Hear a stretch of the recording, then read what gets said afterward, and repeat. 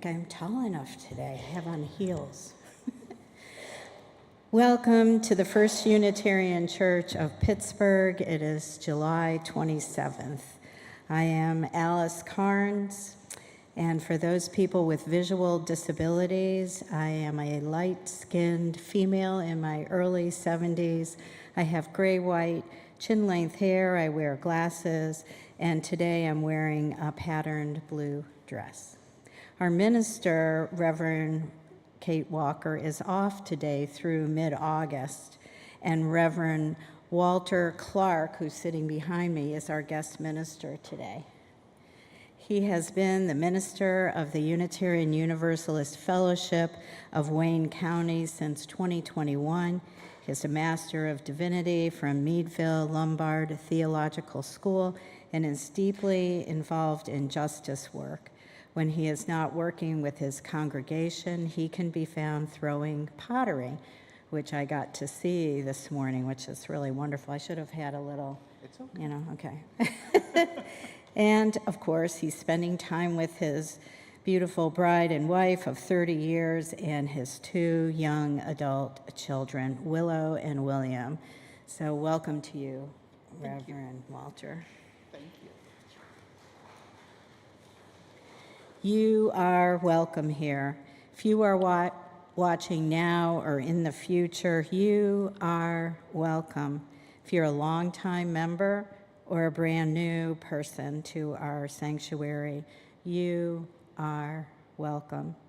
We Unitarian Universalists are one people of many beliefs, many origins, sexualities, and genders.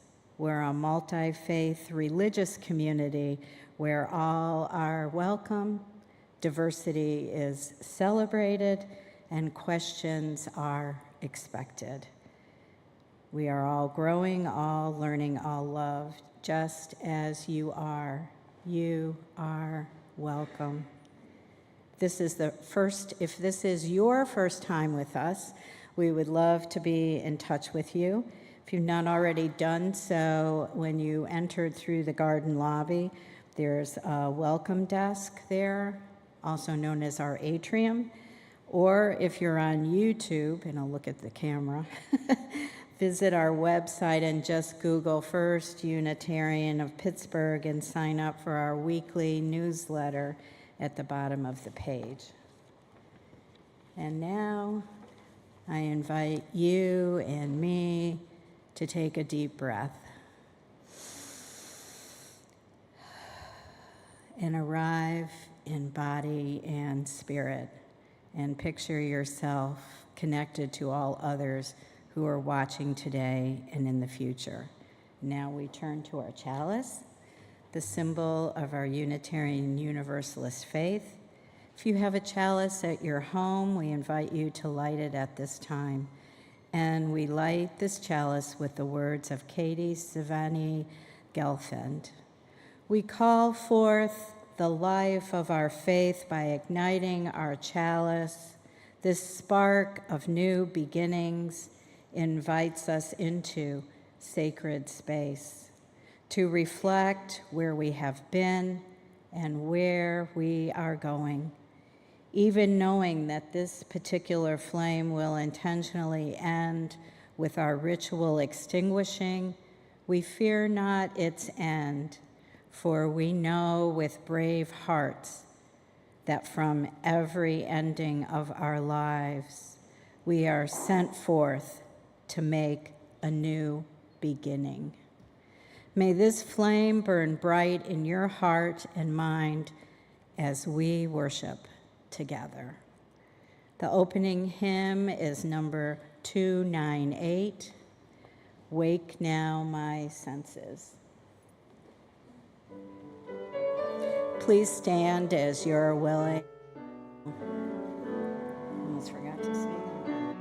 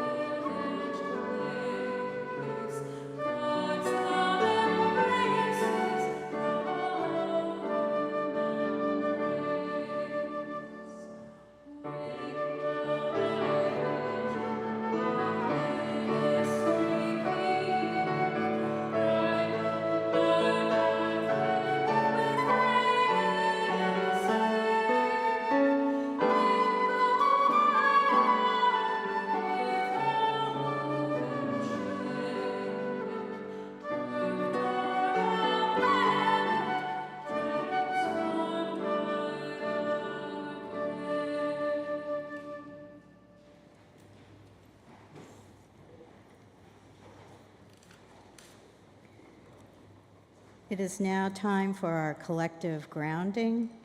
Please join with me. The words are found in your order of service.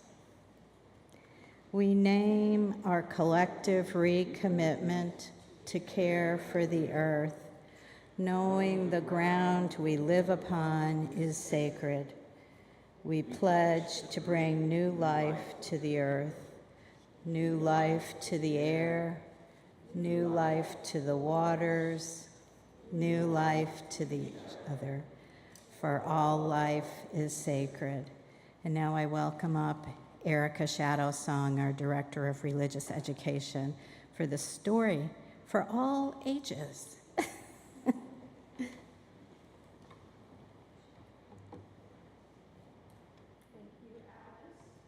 Check. Oh, there it is. Okay. Good to see you all. I've been on vacation for a little bit. Welcome. I'm Erica Shadowsong, Lifespan Religious Education Director here at the church. I am wearing all black, and I am a brown-skinned woman with a head wrap on. And I am excited to tell you a story that is one of my own adaptations of a Chinese tale. And it's about a place that you probably know, a place that has 3 rivers. And the 3 rivers have been here for a very, very, very, very long time. And people have come and gone around the 3 rivers over hundreds of years, countless ages. But one thing all the people around the 3 rivers have always enjoyed is the beautiful music of the rivers. And one day, and then they became this is a very musical and artistic people. So one day they wanted to have a festival to invite people all around the world, all kinds of artisans and art appreciators to see their art and to know their 3 rivers and their beautiful culture. And so they planned this festival, and then they thought, wouldn't it be really cool if we made a banjo out of the wood from the trees that are on the 3 rivers? Just because it would be symbolic. And so that was really exciting. So the best banjo makers got together and they harvested wood from the trees that were growing along the 3 rivers, and they made a beautiful banjo. And about 2 weeks before the festival, they thought we should have a preview of this beautiful banjo. So all of the best banjo players came together, and they sat around, and the first banjo player volunteered and came up. And he picked up the banjo, and everybody held their breath to hear this beautiful banjo. And he started to pluck the strings, and they heard plick, plick, plick, twang. And he looked horrified, and every sound that came out of the strings was horrible. And it kind of sounded like he had never picked up a banjo in his life. So he was so embarrassed that he just kind of left. And everybody was quiet and thought, that was awkward. So then another banjo player got up, hoping that she could save the show. And she was a famous banjo player. She picked up the banjo, and she waited a moment, and she plucked the strings, and out came screaming and wailing sounds, as if something was trapped inside and was horrible. And everybody covered their ears, and their faces were just horrified. And she ran off stage, and they didn't see her again for a very, very long time. Then a third banjo player brought up his courage, and he tried to get up, and he picked up the banjo, but when he plucked the strings, no sound came out at all. And now everybody was really disappointed about this banjo. They had their hopes up, and they never wanted to think about it again. So they hid it in a dusty cellar in some historic building and forgot all about it. Years later, there was a stranger who came to the 3 rivers. She really liked dragons. And no, I don't mean she was the minister, but she was like our minister because she really liked dragons. And she wore this cloak, this green cloak that had a hood with dragon spikes on it. And so she got a nickname. She began to be seen all around, and they gave her a very fond nickname. They called her Ogua, because it reminded them of a legendary monster that was said to live in the 3 rivers. So she had this nickname, and it turned out that she was a banjo player. And she began asking around. She said, I've heard that there was this special banjo that was built here out of wood from the trees that were on the banks of the rivers. I'd really, really love to see that banjo and maybe play it. People didn't want to be reminded of the banjo. But she kept asking, so they pulled it out of the dusty cellar, gave it to her, she dusted it off, she sat down, and she began to kind of stroke it like you would if you had a horse that was really upset or an animal that you wanted to calm down. And then she began to pick the strings. And the music and the stories of ages and ages of the Three Rivers poured out of the banjo, the most beautiful music. People were stunned. And when she was done, they said, how were you able to play that banjo when nobody else could? And she said, well, the banjo told me that everybody else tried to play their own music on it. So I decided to listen to the banjo and let its music come out. And at the end, I really couldn't tell you if I played the banjo or if the banjo played me. Thank you. And now, our children, we're going to go ahead and head over to do our really cool activity. So please join us in singing hymn number 395. We'll sing it together one time in unison, and then, as you wish, we'll sing it 2 times in a round. So you may sing in unison again, or you may sing in a round.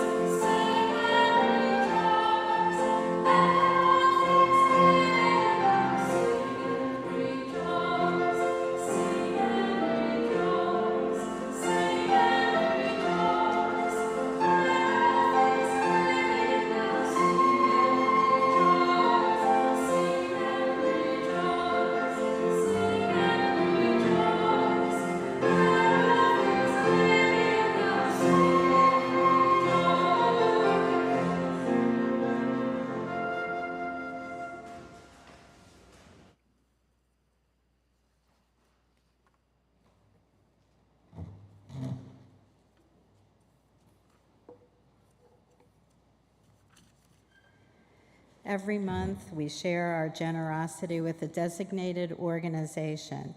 This month, it is Tree Pittsburgh. Description of the work of Tree Pittsburgh is at the back of your order of service. All donations with this organization are shared 50-50, unless otherwise designated. Our religious community is made up of volunteers and staff creating and hosting a variety of programming. We rely on your financial support. In addition to the collection plate, you can donate by texting GIVE to 412-435-1050 and following the directions. Please, again, check the end of your order of service for more information. The offering will now be gratefully received to support the work, the wonder, and the witness of our religious community.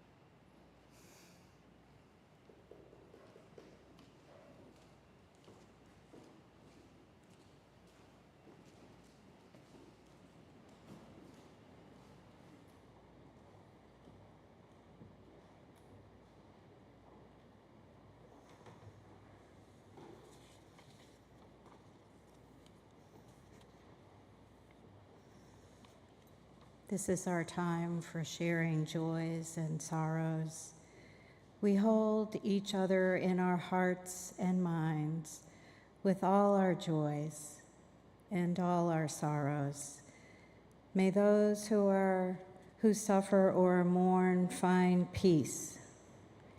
May those who hunger or thirst be quenched with nourishment and sated with the elixir of life.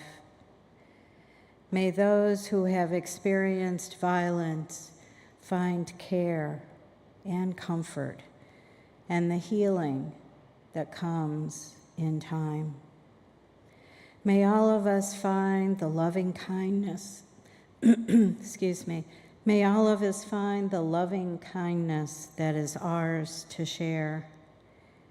May we open our hearts and minds to encircle with love and care all in our community and beyond. So may it be. Amen. Namaste, and blessed be. You are invited for a few moments of silence, personal prayer, meditation.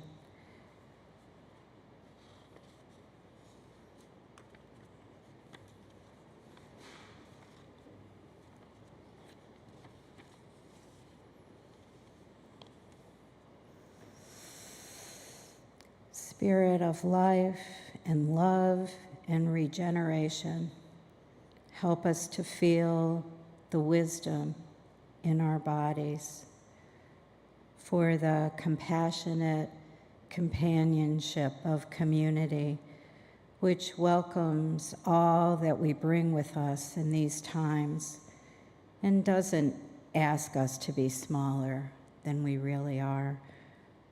For solidarity and mutual aid, for the trees and the wind and the stars.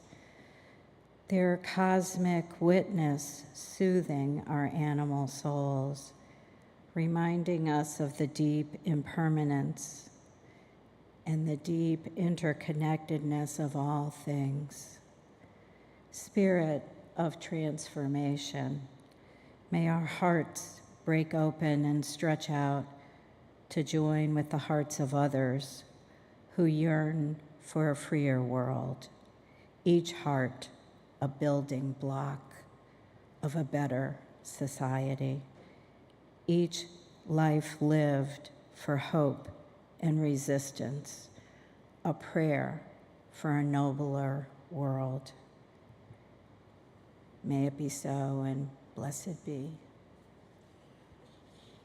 Please turn in the teal book to hymn number 1009. And this hymn has parts, and I will at two different occasions sing the top two parts. But if you know the bottom part drone or you know the other parts, please sing as you are so moved.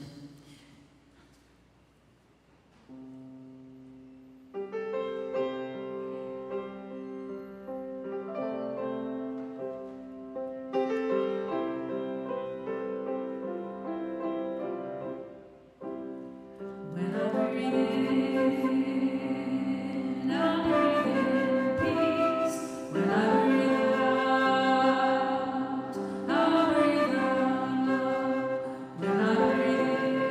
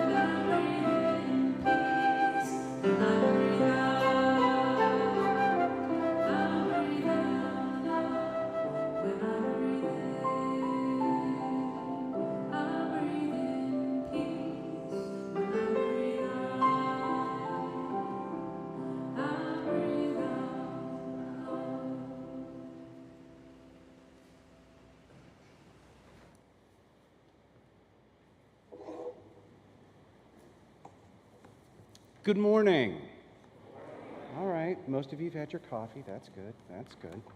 I am the Reverend Walter Clark. My pronouns are he and they. My visual description is I am a middle-aged looking person with a unshaved chin and a shaved head, wearing a blue suit, a green stole, and a paisley green tie, which has been remarked on twice already since I've been in the building.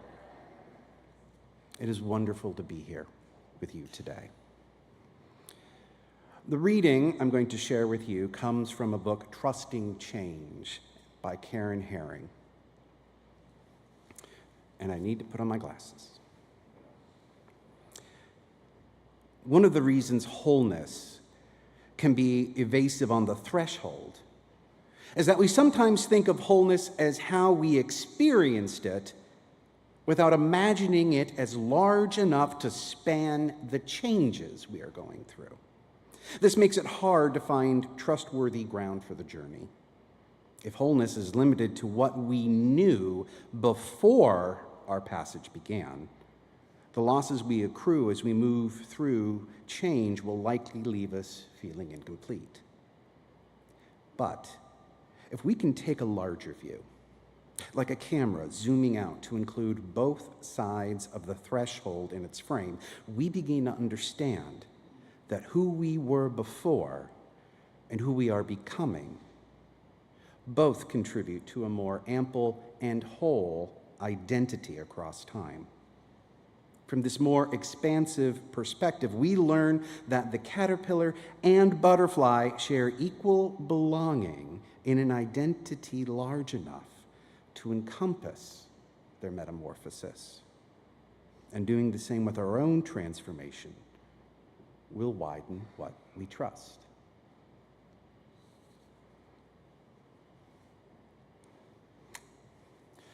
Our Unitarian Universalist faith is grounded in 6 values that stem from love, according to Article section of our association's bylaws as ratified at General Assembly in 2024. Could someone remind me where that was again? Those 6 values are justice, equity, transformation, pluralism, interdependence, and generosity. And I'm going to talk today about, I'm going to say, one of my 2 favorite of the values, and that's transformation. Interdependence and transformation are like 1 and 2. And so let me say up front about transformation. Transformation should always be the primary goal of any spirituality, whether it is Christianity, Buddhism, earth-centered religion, Judaism, Islam, or humanism. The goal should always be about becoming a better person and creating a better world. And spirituality should never be static. It should always be growing and asking questions. It is not like looking for your keys. Let me explain. I'm going to switch mics because I am also not static.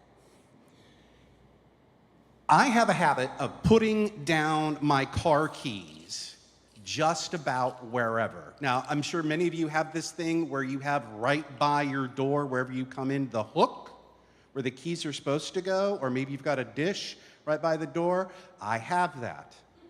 I don't use it. I blow right past the door, doing whatever I'm doing and thinking about the day, and I'll be wandering around doing things, and I'll sit down somewhere, and I'll put my keys somewhere, and I'll go back to doing other things, and then I have to go and do something, and I'm like, why are my keys not on the hook? Where are my keys? And so what do? Maybe you do this. You have the spots in your house where you know your keys like to hide. My first spot is my desk, right? My work desk. So I go to my work desk and no keys. But you know what is here at my work desk? There's a picture of the Reverend Gene Pupke, who was my teaching pastor. And Reverend Gene Pupke, UU minister who was a former Catholic nun and CEO of a coffee company, woman got things done. She was hard on me, and she loved me fiercely and believed in me when no one else would. And so I see that picture, and I'm reminded about that fierce love that I got that brought me into this place. And it's kind of a nice little reminder. But my keys aren't there. All right, where's my other spot? Dining room table. So I go to the dining room table, right? And I look at the dining room table, which is never ready for dining. It's always just a little bit of a chaotic mess. And sure enough, there's all the things on the dining room table that I am supposed to put away and have not yet, including a box of ceramic chalices that I have made, about 7 of them. They've been, if you know pottery, they've been bisque fired and not glaze fired yet. Because what I was going to do is at one of our ministers' retreats, I was going to bring all of these chalices and some underglazes and some overglazes and tell the ministers at the retreat, pick a chalice and paint it. And what this reminds me of is just how wonderful my colleagues are and the great support network that I have. And it's just a good feeling of connection and interdependence. And my keys aren't there. All right, last spot. Dresser, upstairs. Go to the bedroom. All right, and there on my dresser, there are my keys. Thank goodness. But you know what else is right there? Right above the dresser, there is this old black and white photograph that I took of my wife in the Allegheny River, because we have a cottage off near Oil City, about 200 miles up the Allegheny. And it's just before we started having kids, and she's waiting in the Allegheny, and it's this black and white infrared photo. And I just remembered how lucky I am to have spent 30 years with this person who still finds me acceptable enough to hang out with. It's a great feeling, and she is still as wonderful now as she was then. And also I have my keys.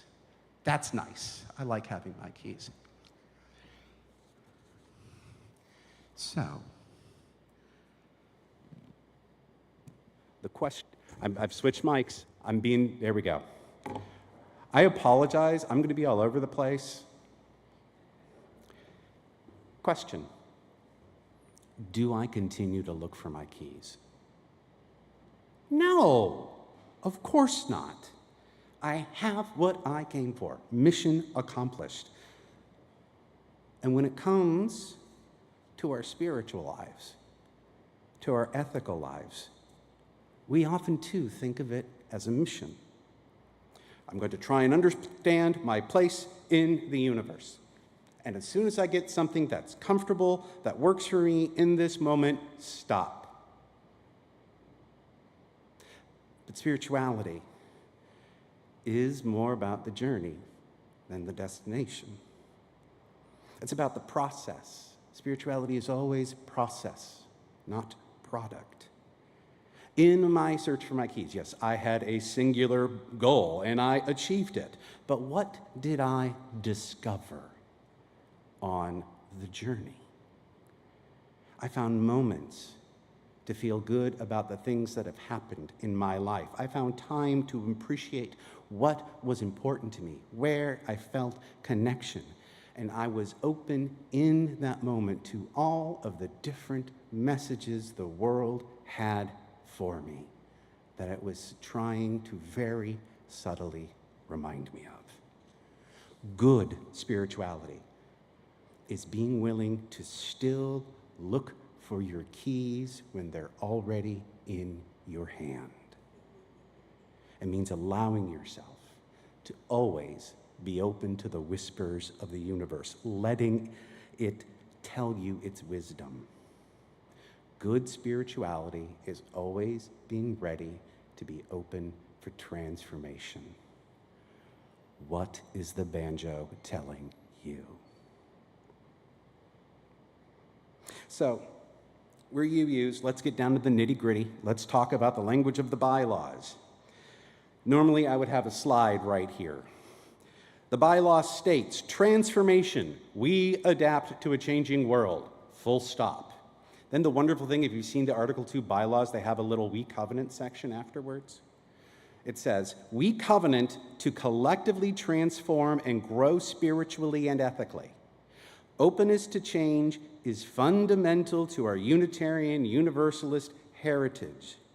Never complete, never perfect. So let's start with the opening statement of that covenant.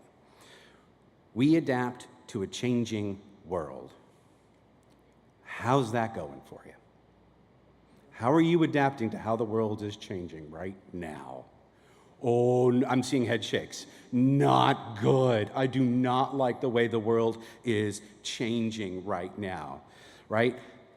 As a country, we seem to be sliding towards a greater embrace of intolerance and divisiveness. A country where we feel, where many of our leaders feel, that empathy is a weakness and diversity is harmful. Can we agree that that's not the change we're looking for as Unitarian Universalists? Yeah. It's a good reminder to all of us when we talk about change. Not all change is for the better.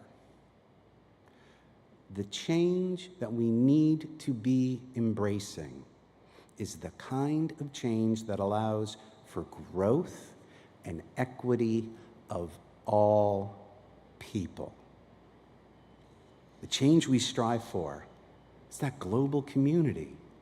Heaven on earth, as the old Universalists used to say, the great human family. We believe in the kind of change that bends the world towards justice. And when we talk about this thing, this idea of change, we have to have a belief. And this is a hard belief sometimes. We have to believe that human nature is working towards justice. The universe is working towards justice. And what happens so often is that we see that those who would oppress others, they're the ones who are resisting that change towards justice. They are going against the basic change of humanity. They are insisting that everything would be better if we ignored progress or even rolled it back. The reminder that we were once great, and if we just fall back on our old, repressive, unenlightened ways, we can be great again. But what they fail to understand is greatness is only great when it is great for everyone. Positive change is progressive, not regressive. And we are all guilty of regressive change behavior in our lives.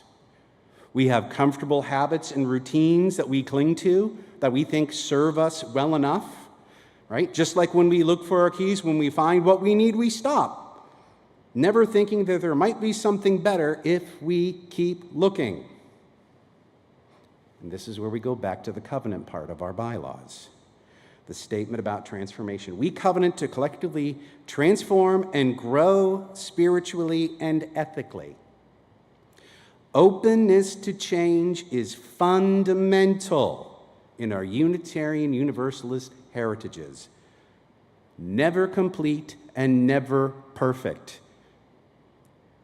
It's hard to believe a Unitarian Universalist would say never perfect sometimes. But we are never complete and never perfect. And we know this logically, right? We know logically we're never complete and never perfect. But sometimes inside we get a little sticky and stubborn about that. Can I share with you a time when I was a little sticky and stubborn about not wanting to change? All right.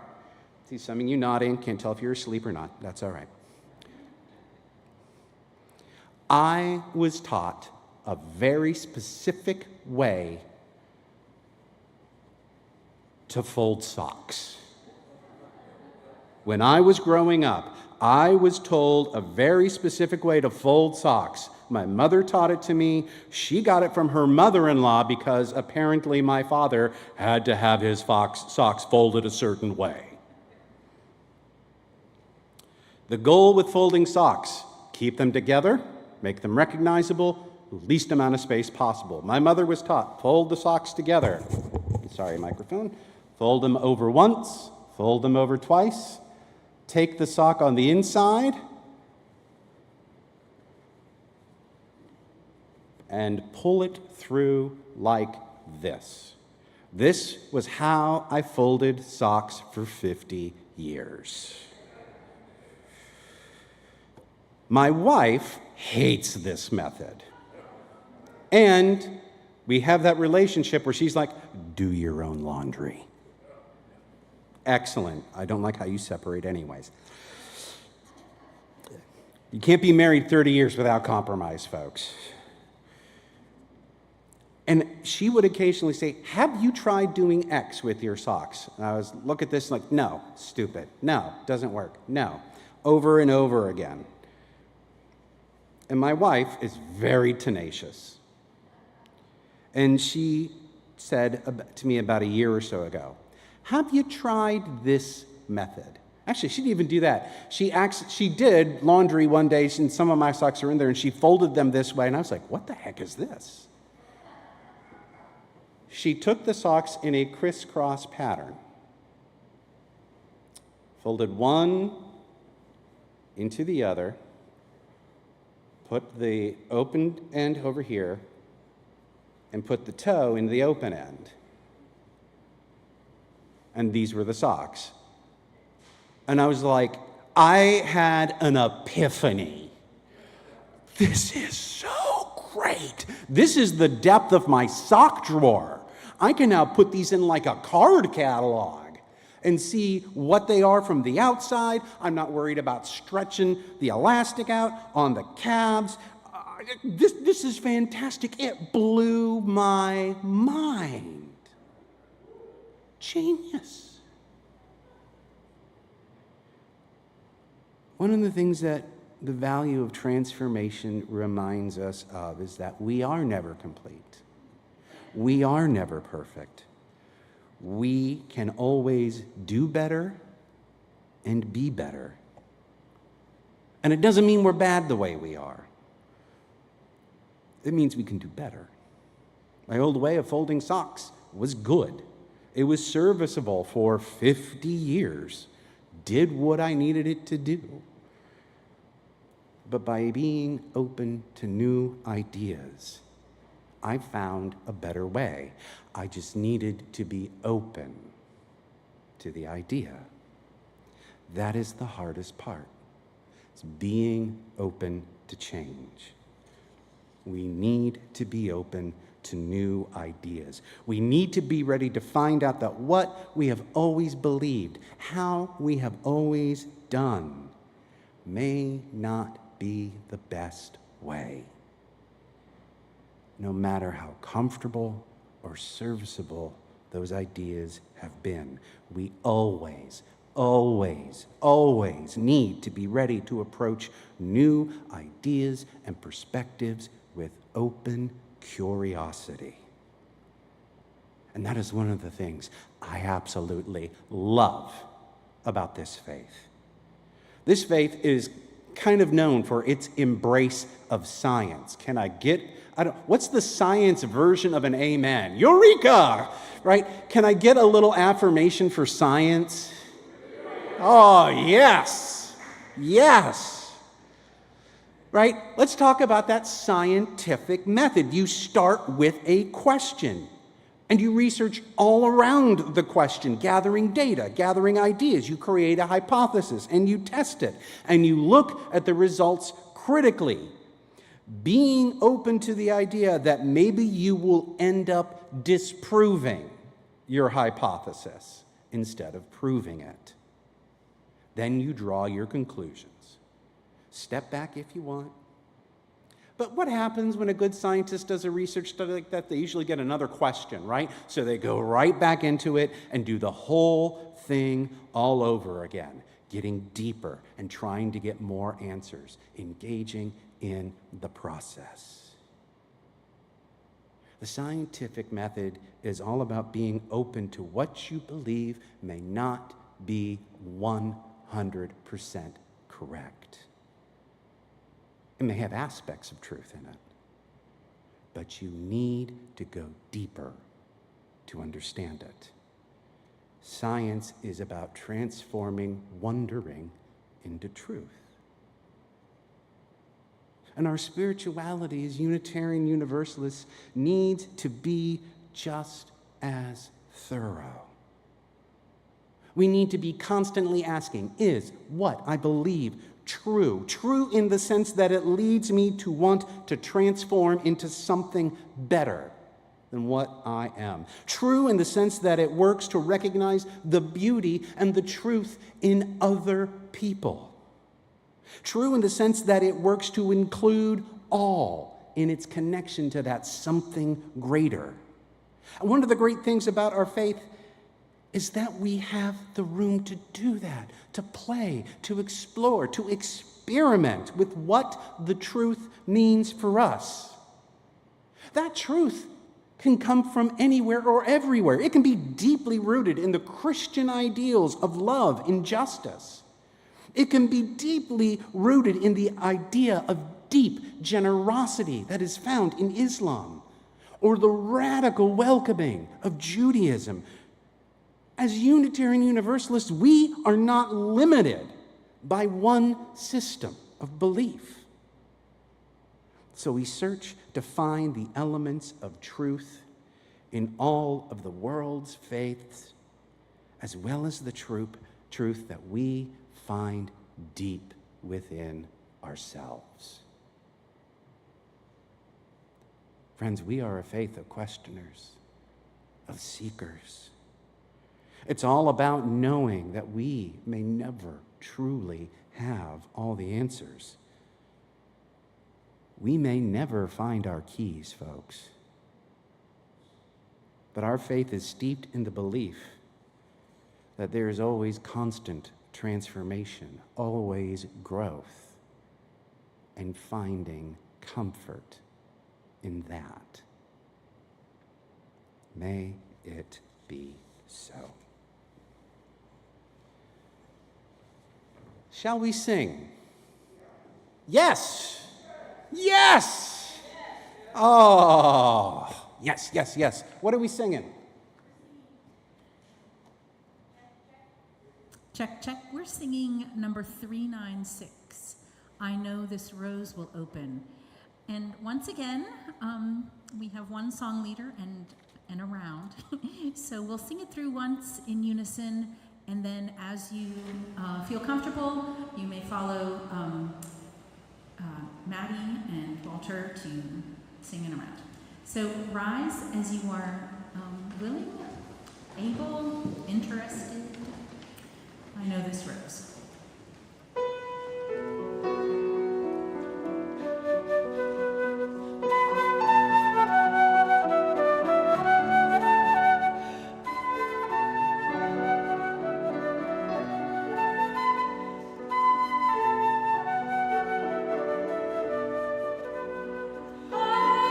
know this rose will open.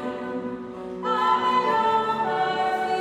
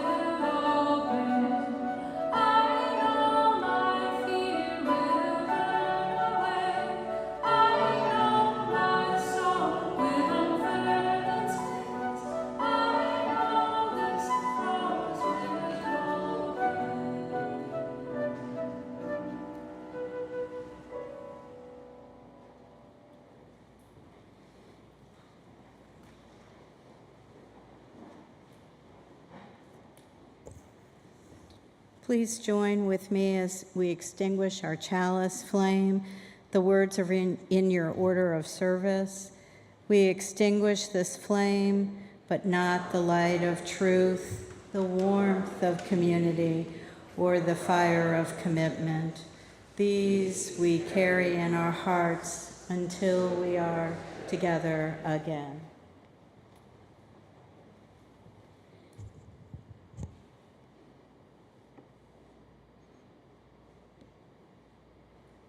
You are change agents, my friend.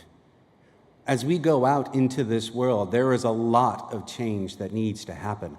This world needs your love, your openness, your curiosity, your questions, your tenacity. Go out and literally love the hell out of the world, for it is the transformation that we need as a person, as a community, as a nation, as a species. Stay connected, love each other deeply, make the world a better place. May it be so.